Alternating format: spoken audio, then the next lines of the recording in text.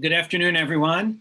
We're very pleased today to have Zenna Tavares giving a seminar. Zenna received his undergraduate degree from University of Nottingham and a master's in biomedical engineering with neurotechnology from Imperial College London. And he got his PhD in cognitive science and statistics from MIT. And for the past couple of years, he's been a postdoc at MIT in CSAIL, the Computer Science Artificial Intelligence Lab. His research interests include probabilistic and causal reasoning and simulation models, Bayesian inference, machine learning, probabilistic programming, program analysis and synthesis. And he's done a lot of nice work on the in the intersection of neuroscience and data science. And he's going to talk to us today about causal probabilistic programming, automating reasoning in simulation models. And just as he's talking, if you have any questions, you can just enter them in the chat or in the Q&A, and I'll try to monitor them and prompt Zenna as the talk goes on. So Zenna, I'll turn it over to you now. Awesome, thank you. Hi everyone, my name is Zenna Tavares. I'm a postdoc at MIT. Today I'm going to talk about some of the work that we've been doing to perform causal reasoning in probabilistic programs and simulation models. This is joint work with my advisor, Armando Soler-Lezama, and many other people who I will acknowledge at the end. So let's just get started. So I think there's an increasing awareness that there are limitations of modern methods of machine learning. And these are things like, they require a large amount of data, large amount of compute. They can be not very robust. But I think it's also important to think about the ways in which there's a big qualitative difference between what humans can do and what kind of the best of machine learning can do. And so my interest is kind of to build machines that can do the kinds of things that I'm showing you here. So how can we build a machine that looks at, for example, a few images or a video sequence and infers that, oh, it's this one person's erratic behavior that was the cause of the crash, or this, this big pileup of cars.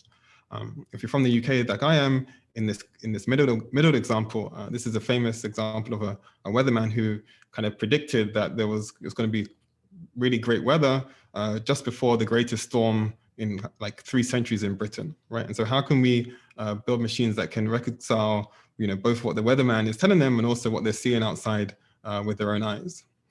And obviously, we're currently in COVID times, and so you can imagine an epidemiologist or a kind of virologist looking at the recent mutations in the viruses and concluding that this is likely to lead to border closures, in the near future. And so, how can we do this kind of domain inference?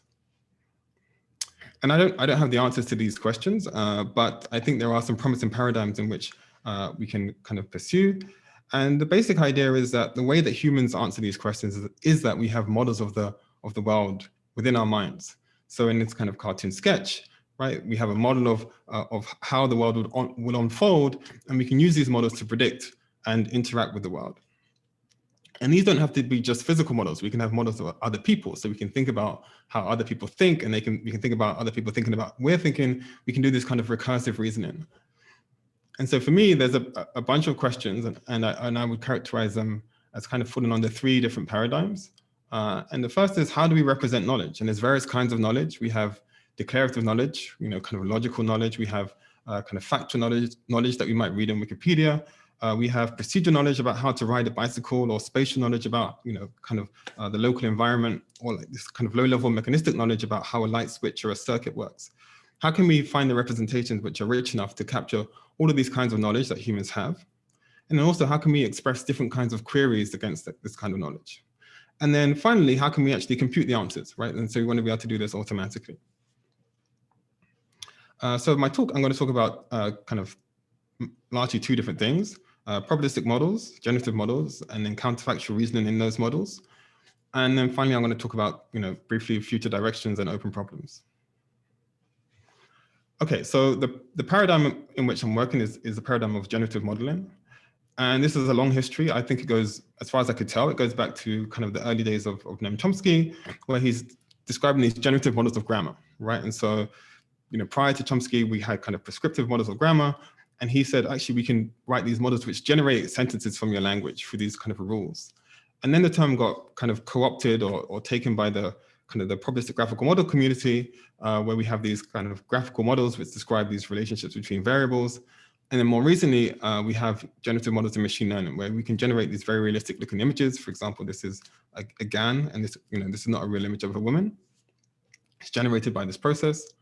And so the question is, what is the generative model formally? So just to get a little bit more technical, a generative model or a probabilistic generative model, the key ingredient is a set of exogenous variables, right? And so an exogenous variables describes a set of possible worlds, and we assume that there is some true world, but we don't know what it is. And the reason an exogenous variable is exogenous is because we're not modeling this part of the world. We're just kind of assuming that it's given by God or by nature. And so kind of one example that describes this or explains this is a coin toss. So we can model a coin toss as just a Bernoulli distribution, true or false, or we could imagine endogenizing that model and doing a kind of physical simulation of the coin bouncing around. And so at the bottom here, I've just got some examples of kind of basic primitive exogenous variables.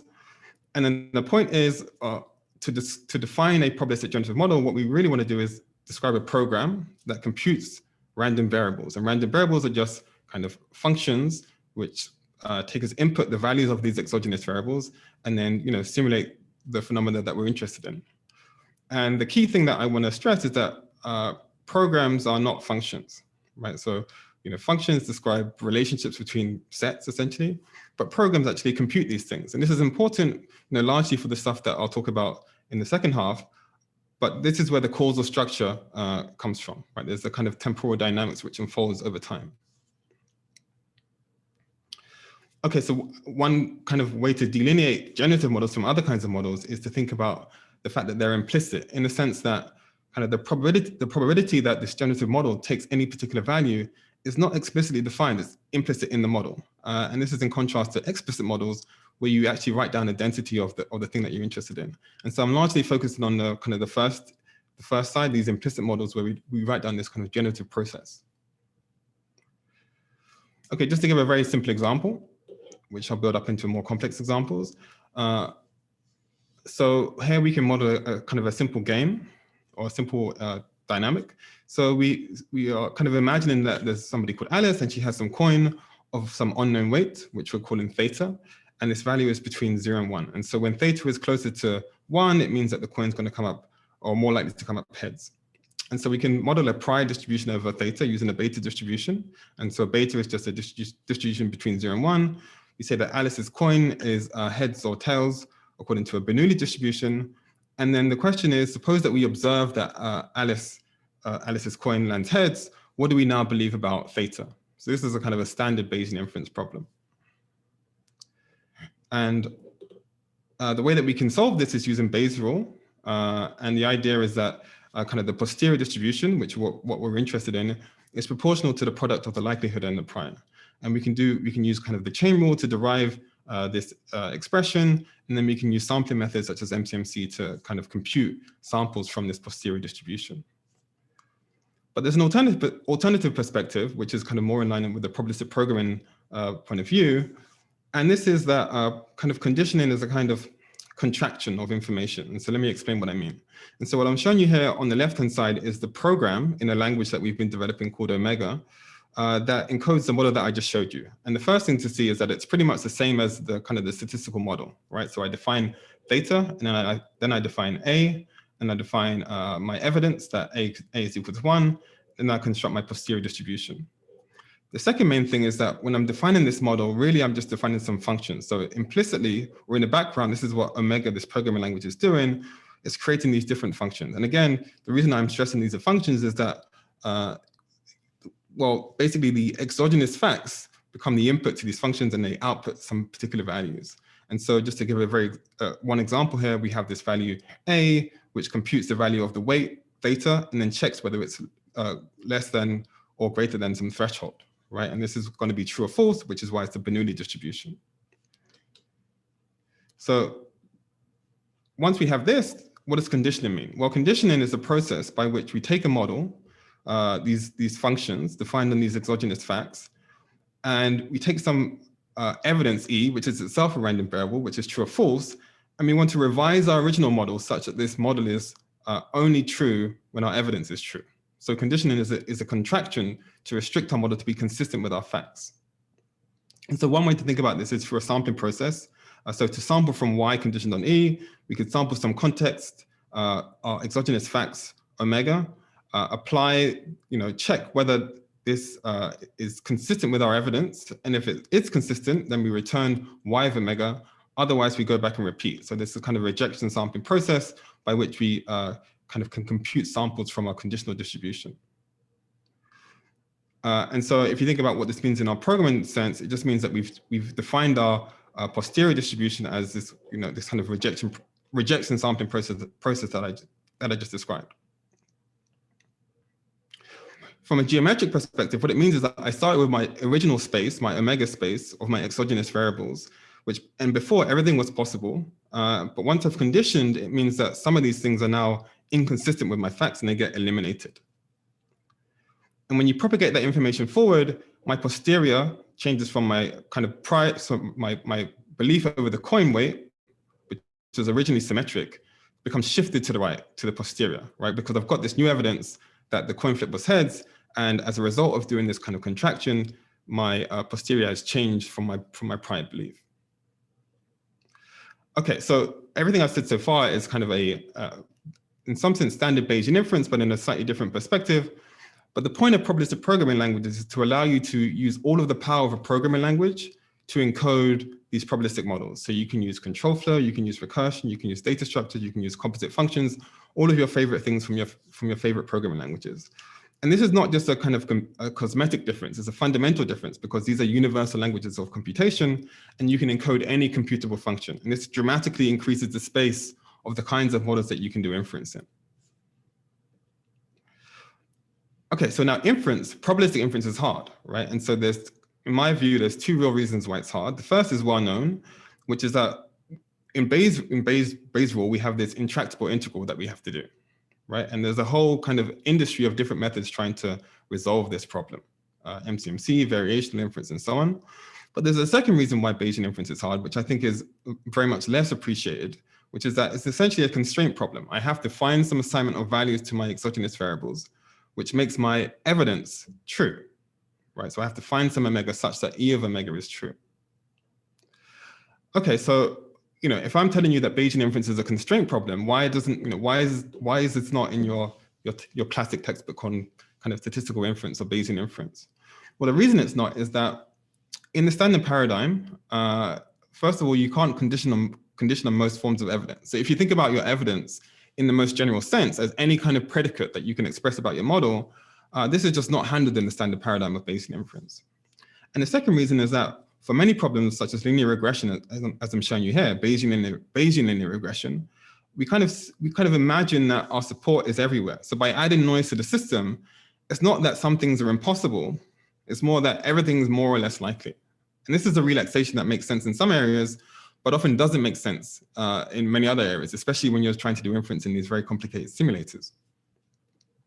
And so there's a question of how should we do inference? And a lot of my work has been trying to develop new algorithms for inference which scale to the kinds of problems that we have in probabilistic programming. And so let me just return to this issue that I mentioned. So one of the goals is to find some omega such that E of omega is true. And E is our evidence. So this is anything that we've observed about the world.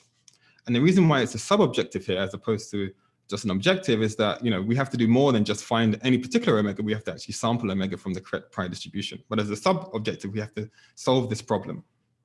And if you think about what this is, it's really a program inversion problem, right? It's saying I've got some program that computes some output, and I know what the output is, and I want to find what the input is. And as I'm sure many of you know, inverting arbitrary programs is a very hard thing to do. Okay, so where does this actually come up? So if you think about more complicated problems than our Alice coin flipping example. So suppose I have a three-dimensional scene, as in the real world is three-dimensional, right? And I've observed an image of that scene, and I want to figure out what is the underlying three-dimensional world which is creating the two-dimensional image that I'm seeing. right? So I've got this two-dimensional image, then I've got this kind of schematic of the three-dimensional scene. So in some sense, we have to invert this rendering function, right, to go backwards to infer the scene which created our image, right? So we have a program inversion problem. Or, in things which are less about inference and more about control, this is inverse kinematics. I've got some target that I'm trying to reach to, right? Some x, y coordinates. And I want to invert this kinematic function to find the angle coordinates which would create the target position. Okay, so the first challenge when you try to think about inverting these programs or inverting these models is that they're not invertible. Right? This is the fundamental issue. And you can see this from a very simple example. Suppose I have f of a and b is just simply a plus b, and I know the output z, and I want to know what a and b are. It's non-determined. It's not determined, right? Addition is a non-invertible function. And if you look at this more realistic example in the kind of the graphics case, I've got these two scenarios, scene 1 on the left-hand side and scene 2 on the right-hand side. And I've got this green object behind my pink ball, but it doesn't change the output, right? Because of occlusion, right? And so I'm assuming that the camera is on the right-hand side. And so the point is that for any particular image, there's a whole kind of slew of three-dimensional scenes which are consistent with that image. So how do we characterize that space? So the idea that I had when thinking about this was what I call a parametric inverse. And so a parametric inverse is a function that maps an element y to a single element of the preimage of the function. So let me just kind of break this down a little bit more. So I've got this kind of forward function f, which is a function from x to y, and I'm being somewhat agnostic about what x and y are. And a parametric inverse is a function which takes in a value y and a parameter theta and returns x, right? And this parameter is necessary because our function is not invertible. And the constraint or the definition of a parametric inverse is that if I take some input to the inverse y and some parameter, then it should be an element of the preimage. In other words, it should produce some x that if I then take the x and push it through the forward function f, I should get out y again, right? So it's a kind of a generalized notion of an inverse function. Okay, so let me give you some examples of parametric inverses. So again, we've got f on the left-hand side, we've got the addition function, right? F of x and y is x plus y. And again, this is not invertible, but we can define a parametric inverse, which takes in y and some parameter theta and returns a pair, two values, one for x and one for y. And that is z, sorry, there's a mistake here. That should be f inverse of z, right? So the return values are z minus theta and theta.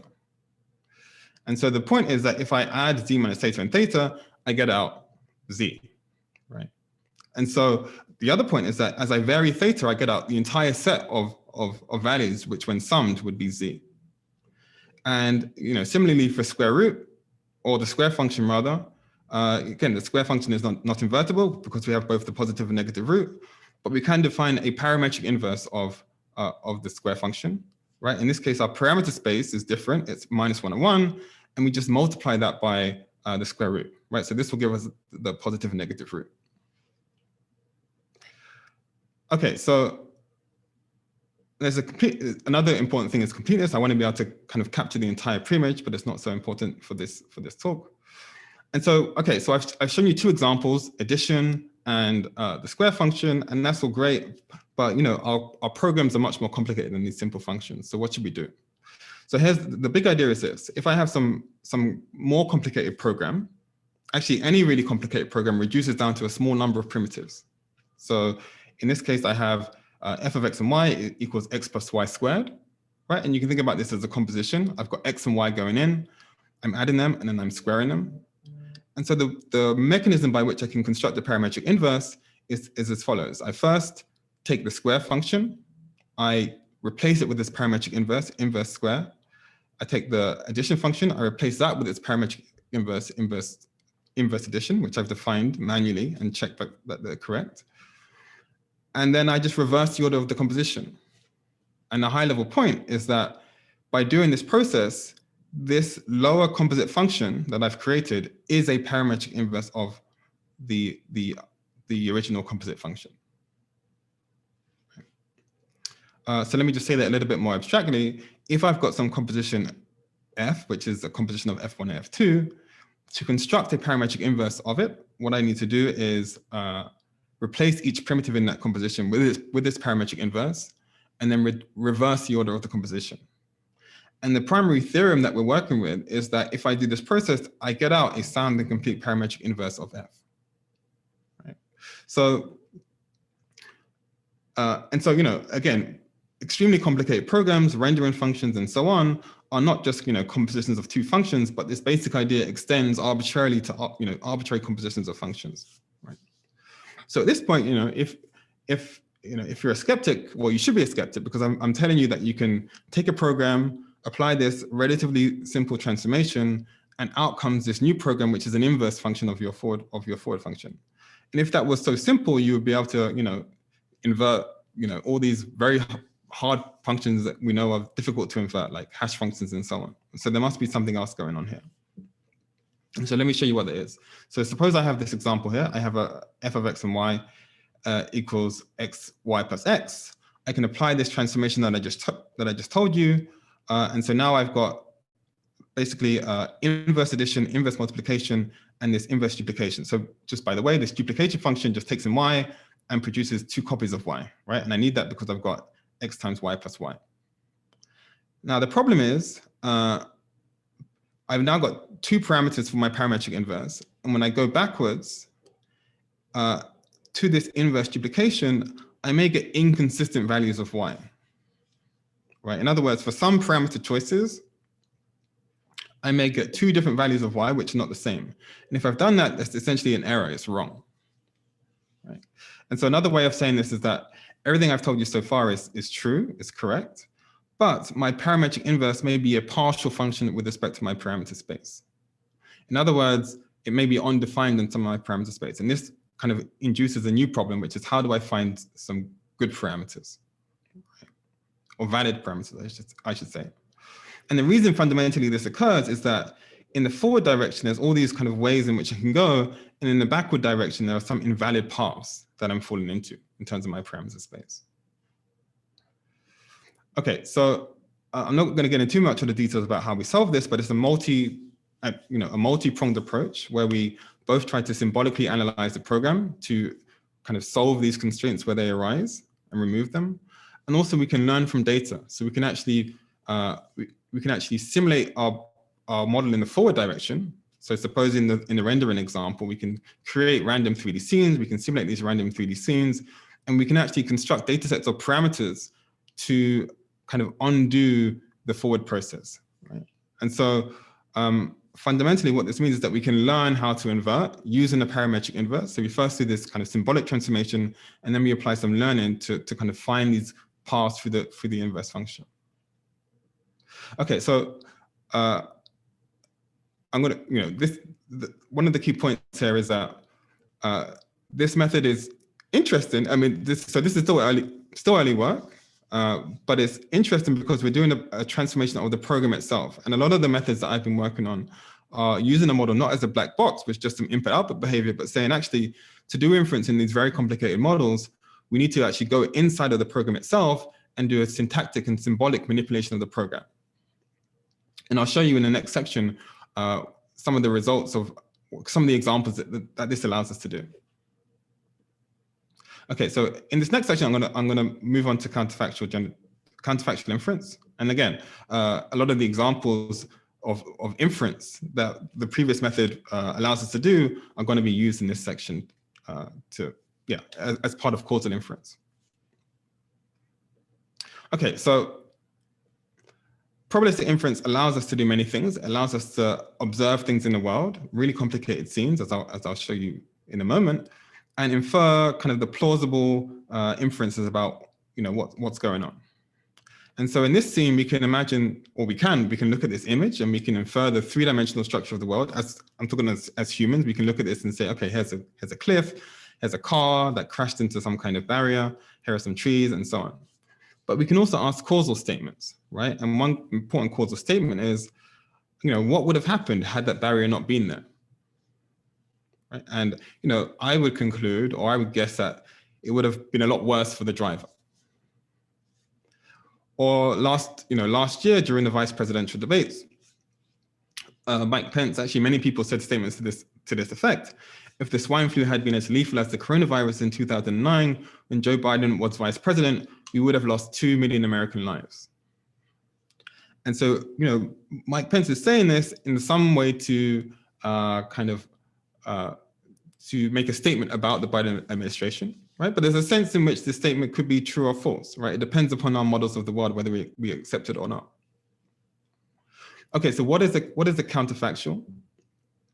A counterfactual combines probabilistic conditioning, which I've showed you already, with kind of causal interventions. And so on the left-hand side, I've got a kind of a cartoon model of a state space trajectory over time. So I've got time on the x-axis and some kind of abstract state space on the y-axis. And these samples are just different kind of rollouts of the model. And so what we can do using Bayesian inference, using everything I've told you so far, is we can condition the model. So we can add data, evidence, and this is just these red dots that I'm showing you here. And now a counterfactual is something different, which is to say, given that I've observed these kind of facts, now I'm going to consider a different hypothetical world. So I cut to the world, which is going to break the causal history of what's happened so far. And the interesting and kind of somewhat weird thing about a counterfactual is that on the one hand, I've made my model inconsistent with my evidence, right? So these lines are no longer going through my red point. But at the same time, this red point is affecting the trajectory of these lines, right? So it's like I've gained information about the world, and so this affects these trajectories, but after the intervention, something else might have happened. Okay, so let me again give you a simple example before we get into more complex ones. Suppose we extend the game that I just showed you with Alice into a kind of a more complicated regime. So suppose that Alice has her coin, she flips a coin, but now we have a friend called Bob, and Bob is going to guess the outcome of the coin. And Bob is going to win $1 if he guesses correctly, and otherwise he's going to guess nothing. So this is a kind of a model adopted from Pearl. And suppose we observe that Bob guessed heads and he won, right? And so the question is, would he have won had he guessed tails? So how can we build a machine that can do this kind of reasoning? Okay, so the first thing we need to do is introduce a new operator, right? Because the conditioning operator, right, A given B or X given Y, does not allow us to say what would have happened. It doesn't allow us to construct these counterfactual scenarios. And so to do this, we have to introduce a new operator, and this is often called the do operator. And it allows us to do exactly this. It allows us to say, okay, what would the value of win be? Like, would Bob have won the game had he guessed tails? And so the notation here is, the thing that we want to consider intervened on this kind of change of B, setting B to B. And so if we go back to our model, what this actually really does, it constructs a different parallel universe, which unfolds in a different way to our actual universe, right? So in our actual universe, Bob guessed the way that he guessed, but in our kind of our hypothetical alternative, we're forcing him to take a different value. And that has implications for everything which is causally dependent on Bob making his guess. And a counterfactual is a combination of this intervention, this hypothetical, with the evidence that we've seen. So just like I showed you with the kind of the red dot example, we're going to condition on the fact that he actually won and he guessed in a particular way. And then we construct a counterfactual. So then we construct an intervention, and the composition of these two things, the intervention and the conditioning, is the counterfactual. And this is how you would express it kind of in Perl notation, and how we express it in the programming languages that we develop.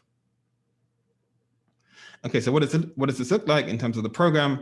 It looks very similar to before. We have data A, B, Alice, whether Bob wins or not, the evidence that he actually won, and his guess, and then we construct the interventional distribution, and then we construct the counterfactual distribution. So this is the code that you would write.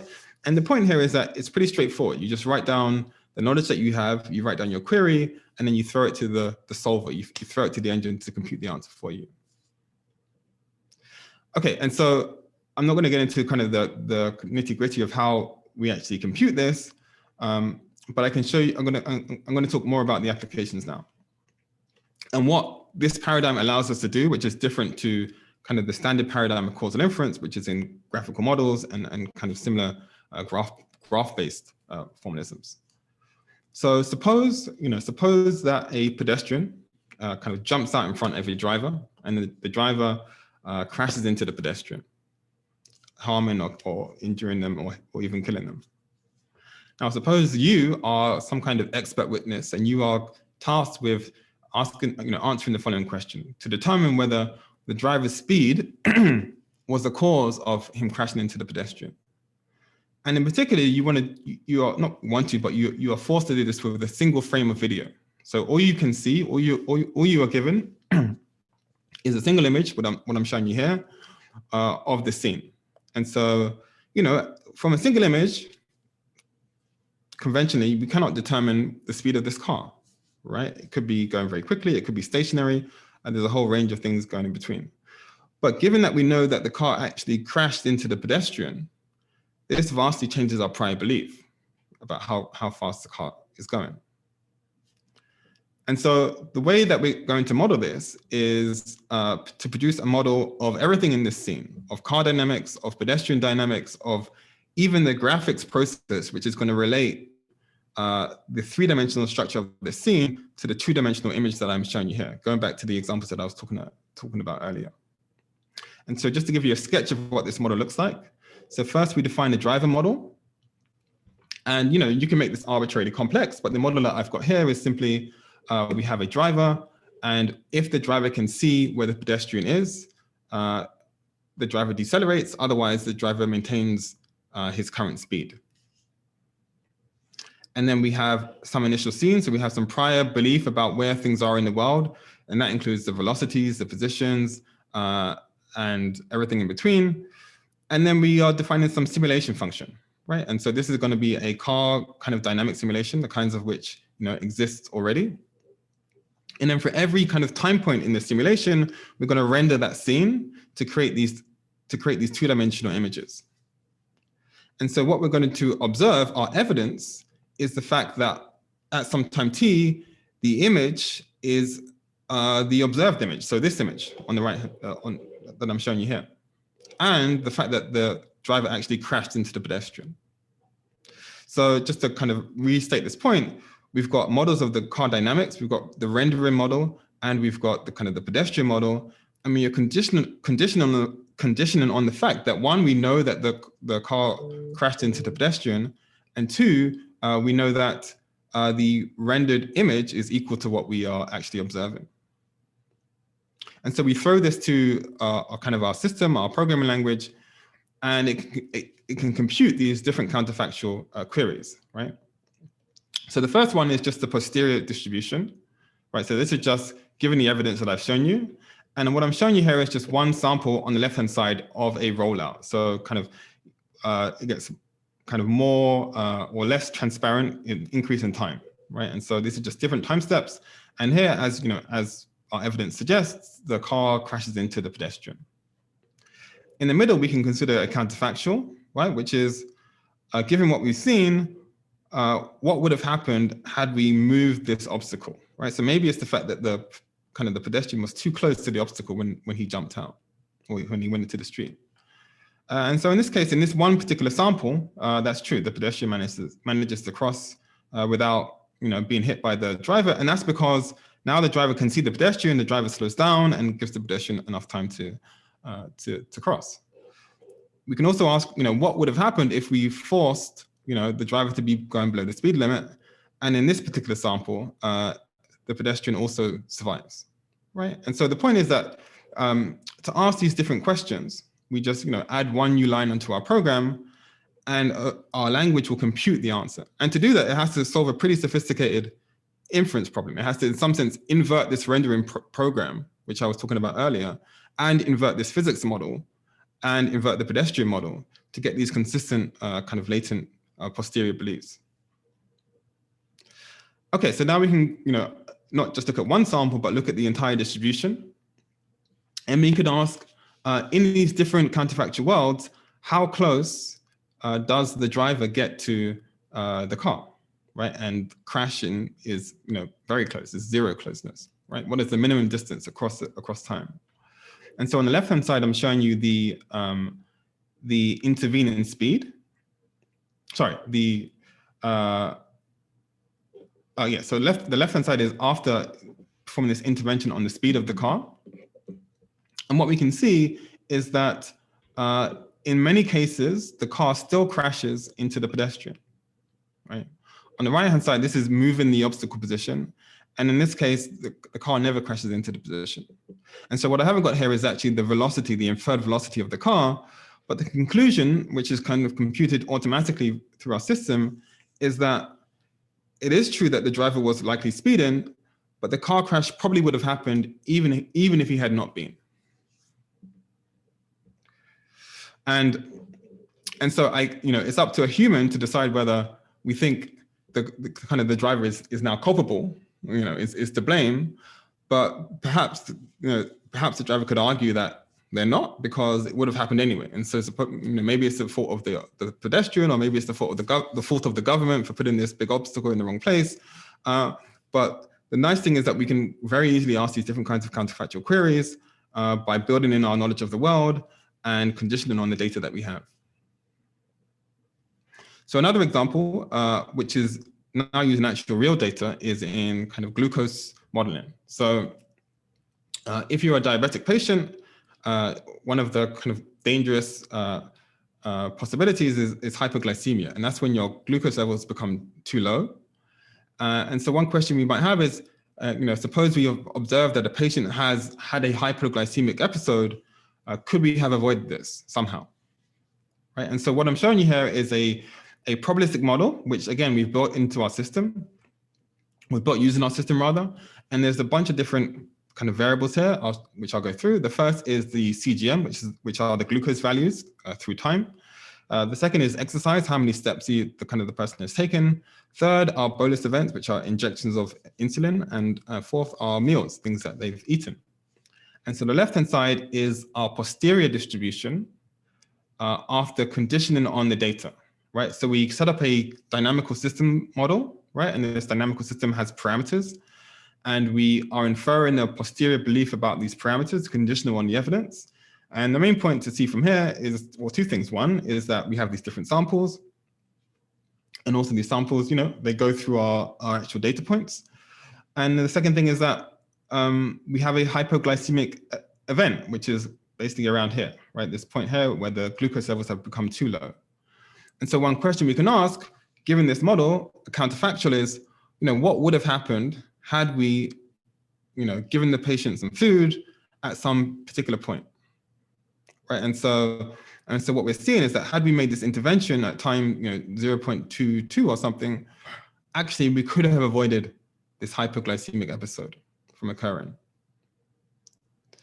Now, there's another question, which is, one assumption is that everything here is model-based, right? And so, these conclusions are always going to be relative to any particular model. But one question we might have is, if we intervened at a different time, would things be different? Or suppose we want to figure out what time we should have intervened. And so one thing we can do in this system is say, actually, we're not certain about what time we're going to construct an intervention. We're going to put a distribution over time.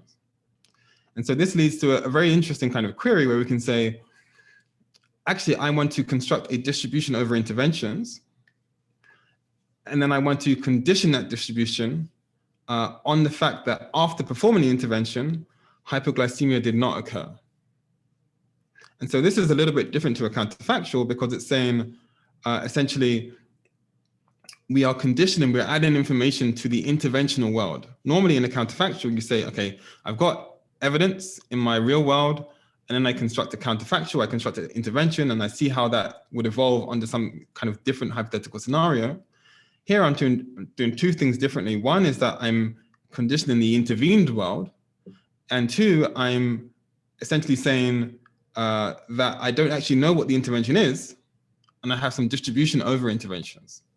Right? And so this allows us, in some part, with some caveats, which we can talk about, at some point if people are interested in, allows us to do a kind of interventional design, right? To say, what intervention should I make in the world to construct the desired effect that I want to have. So in this case, avoiding hypoglycemia.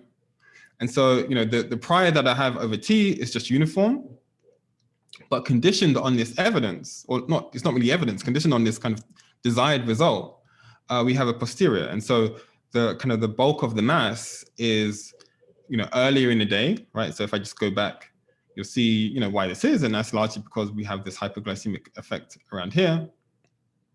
But the nice thing is, again, that we can just essentially compose this query in 1 or 2 lines of code, and the system will automatically compute these kind of somewhat exotic causal claims.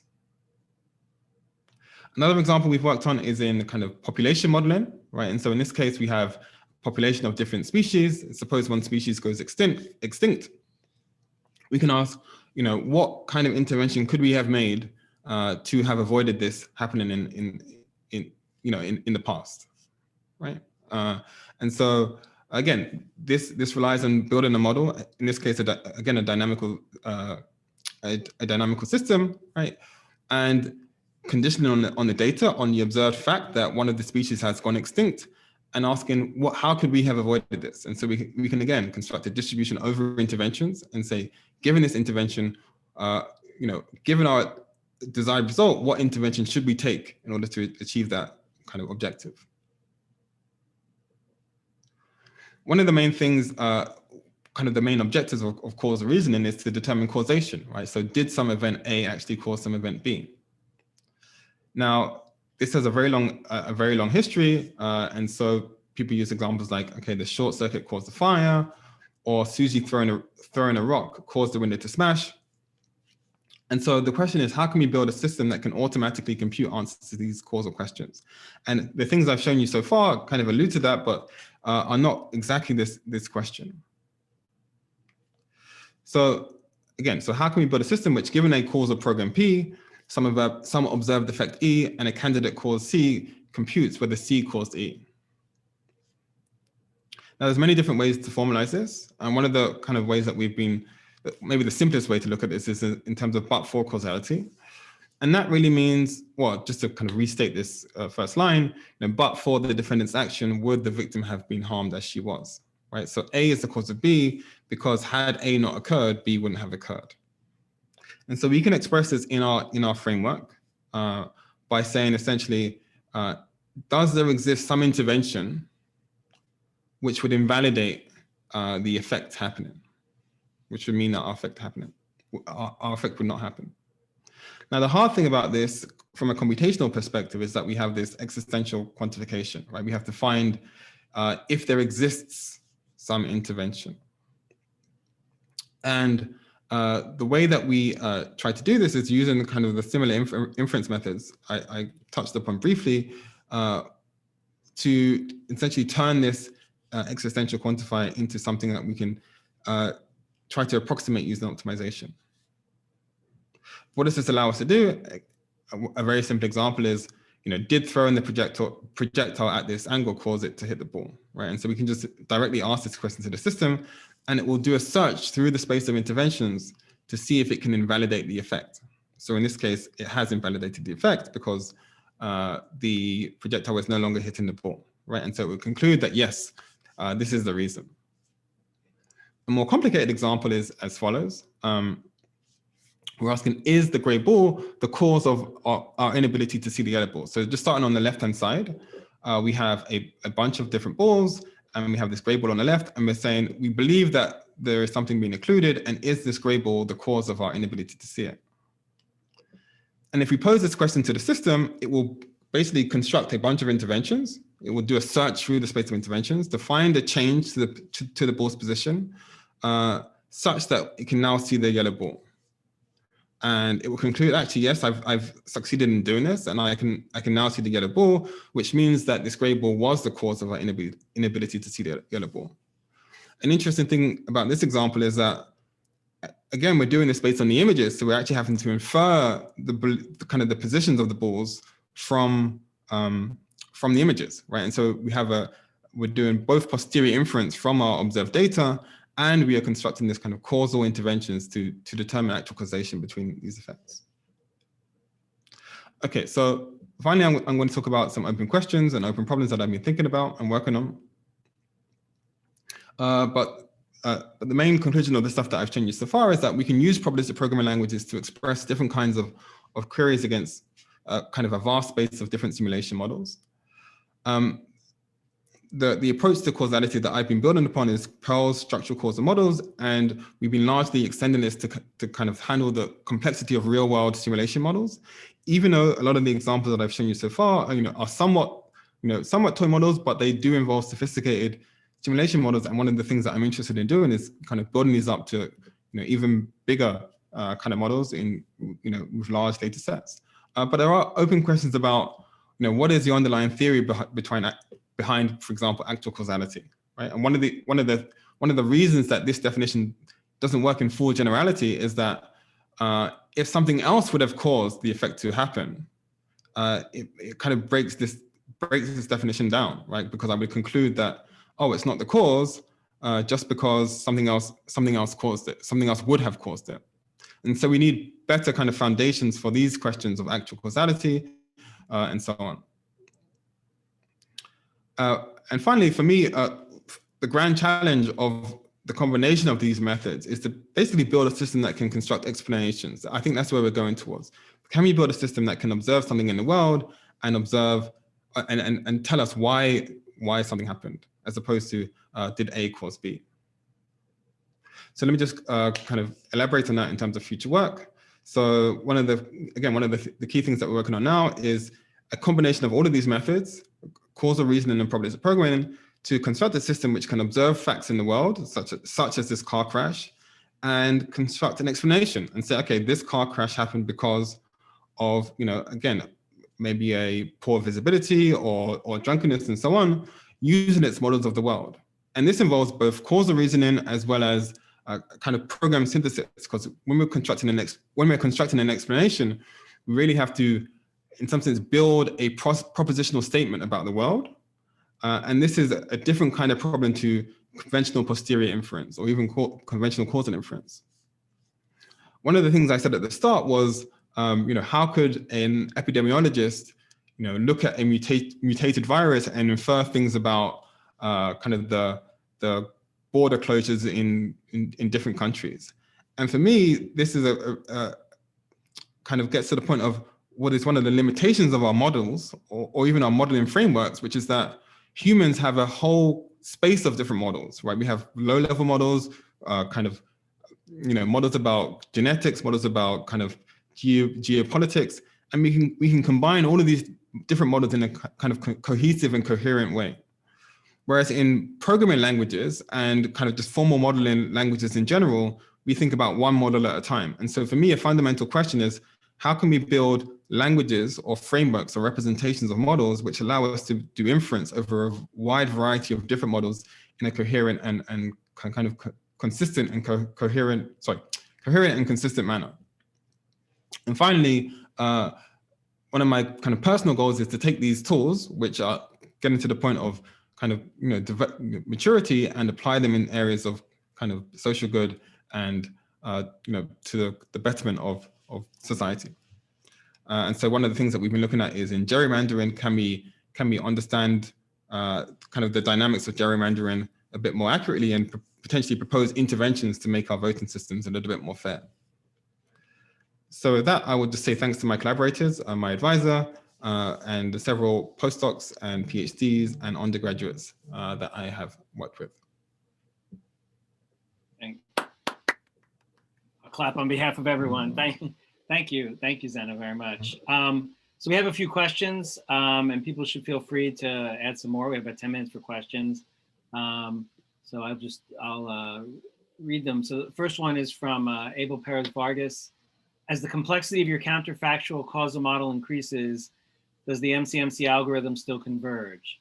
In the case it doesn't, can you change the type of algorithm used, for example, from Gibbs sampler to Metropolis Hastings? Yeah, so in this framework, the counterfactual queries are very much orthogonal to the probabilistic inference method. and so I work on them all completely separately. So I work on probabilistic inference methods, but you could use, as you said, Gibbs sampling, MCMC, HMC, variational inference. It's pretty much the case that any probabilistic inference algorithm can be compatible with this approach to counterfactual or causal inference. If I can just follow up. So, but the complexity has to come in somewhere, right? The complexity of the model, or inverting the function, or computing, right? Like where does that where does that show up as you're trying to use these models? Yeah, so it's certainly the case that it's harder to do probabilistic inference on more complex models. I guess my previous point was that the complexity of probabilistic inference is somewhat orthogonal to constructing counterfactuals or causal questions. And so all of the kind of the results in terms of just probabilistic inference and complexity there just straightforwardly apply. So like, but I guess in terms of probabilistic programming languages, they do, as I've kind of claimed and showed, introduce these new very hard inference problems, probabilistic inference problems. And currently there are very few results, kind of meaningful results, in terms of how well any particular approximate inference algorithm is going to work on any particular problem. Normally these algorithms are kind of exacting kind of convergence in some limit of an arbitrary bound. But I think there's a lot of interesting work to be done in trying to get more rigorous bounds on these things. But at the moment, we are both in the approximate land, but also in the approximate land where we don't know how approximate we often are. I see. Yeah. Good. There's a question from Bruce Kogut. So was Vice President Pence right in his counterfactual conjecture? Well, let's go back to it briefly.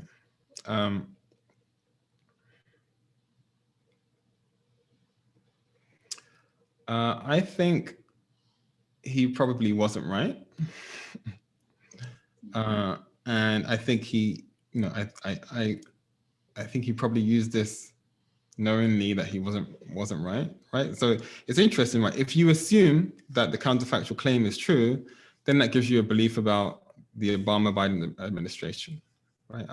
And so the kind of the assumption or the trick that he's using is to say, well, the Biden administration would have reacted in the same way to the coronavirus as it did to the swine flu virus, even though they have very different lethalities, right? But most people would assume that an administration would react differently given different scenarios, right? And so, in some sense, all of, this and all of counterfactual claims rest upon what you assume to be true about the world, which is why some people kind of reject counterfactuals outright.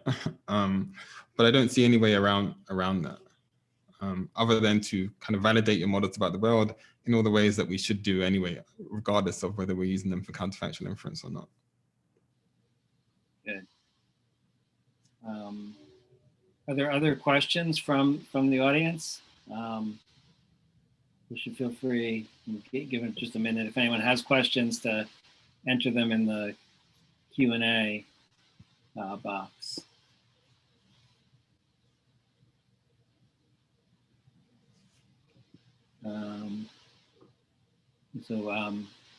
Let's see. Ryan Bernstein says, thank you for your talk. You mentioned that probabilistic inference and counterfactual reasoning are orthogonal in a way.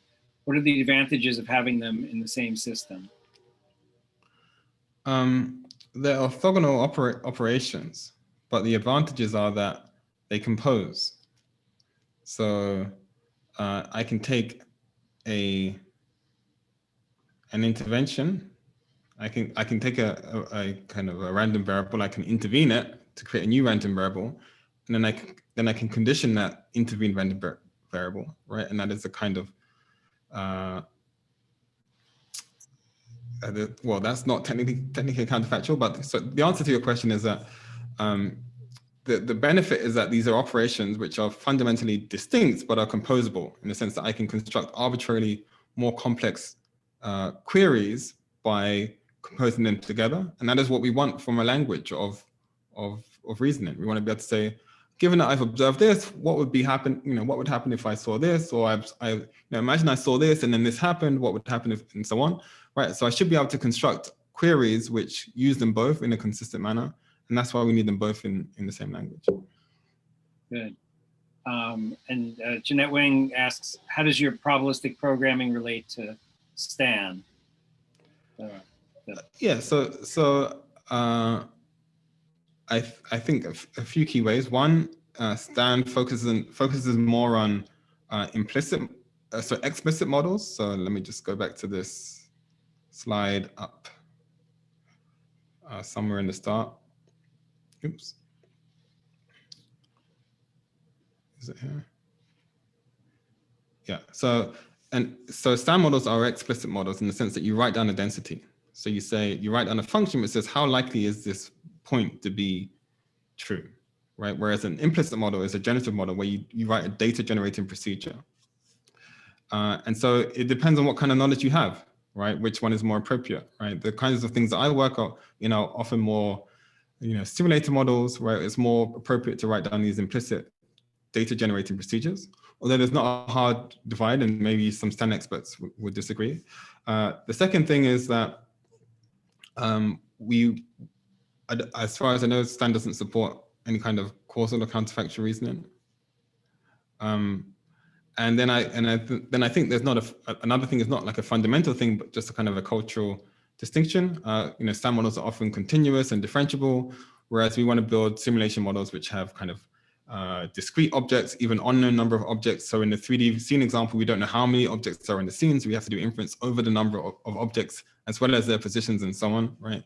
And so just the kinds of domains push you towards different kinds of inference methods. Good.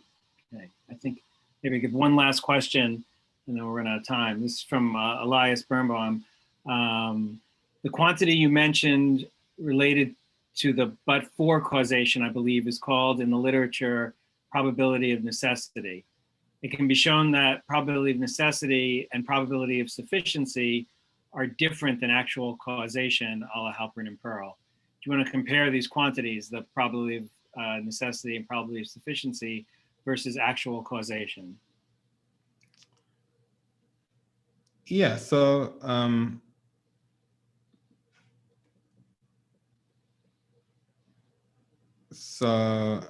I don't think that what I'm showing, I could be wrong, but we can go back. But I don't think what I'm showing you is